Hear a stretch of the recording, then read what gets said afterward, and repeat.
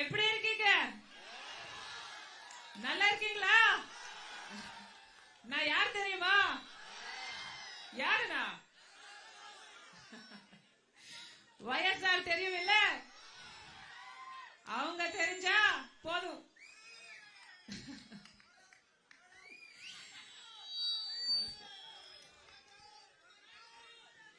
నగరి ప్రజలకు రాజశేఖర రెడ్డి గారి అభిమానులకు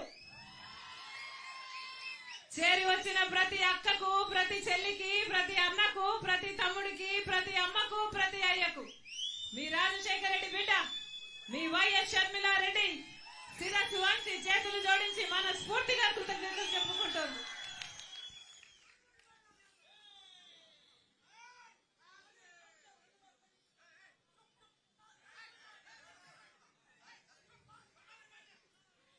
ఎలా ఉంది మన రాష్ట్రం? 10 సంవత్సరాలైంది మన రాష్ట్రం ఏర్పడి. అభివృద్ధి ఏమైనా జరిగిందా? 10 సంవత్సరాలలో కనీసం పట్టుమని 10 కొత్త పెద్ద పరిశ్రమలు వచ్చాయా? మన బిడ్డలకు ఉద్యోగాలు వస్తున్నాయా? స్పెషల్ స్టేటస్ వచ్చిందా? పోలవరం ప్రాజెక్ట్ అయిందా? హంద్రీనివా ప్రాజెక్ట్ అయినా అయిందా? గాలేరు నగరి అయినా అయిందా? రాజధాని అయిందా? మనం తలెత్తుకొని చెప్పుకునేటట్టు ఇది మా రాజధాని అని 10 సంవత్సరాలైందే. ఇప్పటికైనా సాధించుకోగలిగామా? మరి ఏమైంది? 10 సంవత్సరాలుగా ఎక్కడ వేసిన గొంగలి అక్కడే. ఒక్క అడుగైనా ముందుకేసామా? ఈ 10 సంవత్సరాలలో మనం ఒక్క అడుగు కూడా ముందుకు వేయలేదు అంటే వాస్తవానికి మనం 50 అడుగులు వెనక్కి వేసినట్టు. ఎందుకంటే మిగతా ప్రపంచం అంతా వేగంగా ముందుకు దూసుకుపోతుంది. మనం మాత్రం ఎక్కడ వేసిన గొంగలి అక్కడే ఉండడంతో మనం 50 అడుగులు వెనక్కి వెళ్ళినట్టయి. అది కాదా వాస్తవం?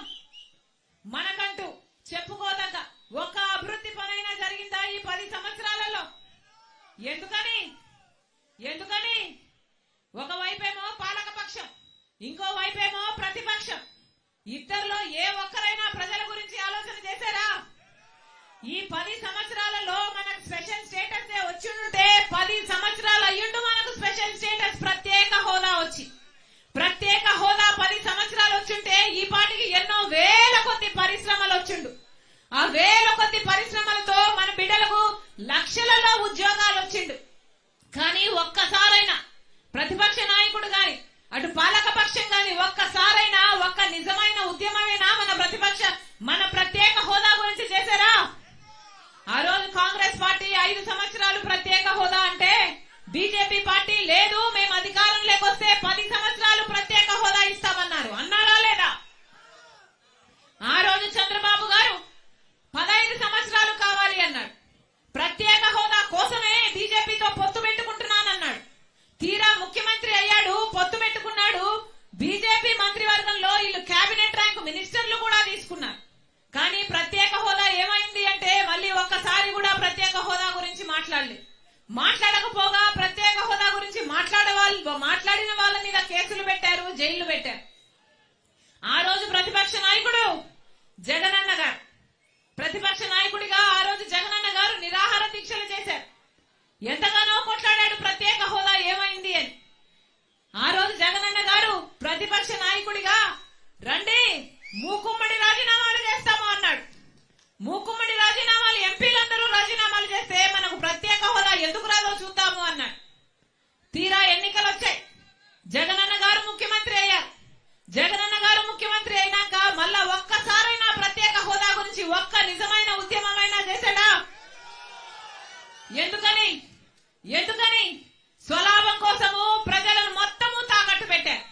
ఒకవైపు ప్రతిపక్ష నాయకుడైన చంద్రబాబు గారైనా ఇటు పాలక పక్షంలో జగనన్న గారైనా ఒక్కరు కూడా బీజేపీని ఎదిరించరు. ఈరోజు ఇద్దరు బీజేపీకి వంకి సలాములు చేస్తున్నారు. మొన్న చంద్రబాబు గారు వెళ్ళారు, ఆయన వంకి సలాములు చేశాడు, ఆయన సాష్టాంగపడ్డాడు. నిన్న మళ్ళీ జగనన్న గారు వెళ్ళారు, ఆయనైనా ఏమైనా చేస్తారా అంటే ఆయన ఏం చేశాడు? ఒక పేపర్ ముక్క పెట్టొచ్చారు. ఓ పేపర్